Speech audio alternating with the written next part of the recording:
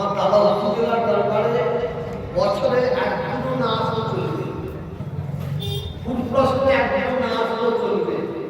21, 22, 23 এই 3 দিনের একদিন অন্তত পা দেবে, 3 দিনের একদিন পা দেবে। কারণ আমার দাদা হুজুর রহমতুল্লাহ বলেছেন, বাবা এই 21, 22, 23 দিন ঈশ্বরের সঙ্গে যারা হাজির দেবে তারা আমি আবু বকর আমার মেহমান হয়ে যাবে।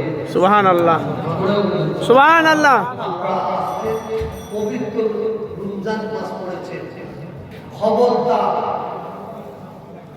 3 দিন ঈশ্বর সবে খবরদার কেউ খাবে না দিনের বেলা।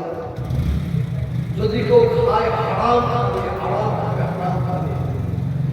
হোটেলওয়ালা হোটেলগুলো বসে থাকবে, আপনারা যদি হোটেলের হাত বসে পচিয়ে ফেলতে পারে তবেই জানবো হাত কাটা। সব করে আমার বাড়ি কাপড় দিয়ে দেয়, কাপড় দিয়ে দেয়, আড়াল করে ঢুকে ঢুকে খাওয়ায়। কথা বলুন না যে এর আড়াল করলে কি হবে? আপনার কাছে আড়াল করলে 21, 22, 23 ঈশ্বরের সামনে আসবে।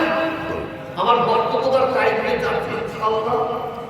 অনেক হোটেলওয়ালা বলে আমরা বহুত পয়সা দিয়ে জায়গা কিনেছি, আমরা দিনের বেলা যদি দোকান না খুলি আমরা পয়সা কোথা থেকে দেবো? এই হারাম জানা তোকে দোকান খুলতে হবে না, বেরোট নিয়ে ঠিক বলছিল যে জোরে বলুন। যে অনেকে বলে আমি যাই, এ ভাই দোকান করতে গেল বলে কি করবো, আমাদের এত টাকা ভাড়া নিয়েছে, আমরা যদি দিনের বেলা দোকান না করে আমরা ভাড়া মেটাবো কি করে? তো এই কে দোকান করতে বলেছে? কে দোকান করতে বলেছে? দিনের বেলায় হোটেল খোলা হবে না, আর দিনের বেলায় কেউ খাবেন না। দাদা হুজুরের দরবারে ছিল এই সংসারে বেয়াদবি করবেন না।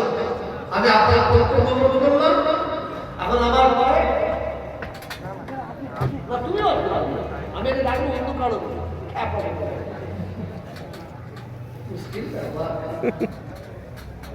আমি একে ডাকলাম, বসবো, বাপ আছে আর একটা বাপ আছে।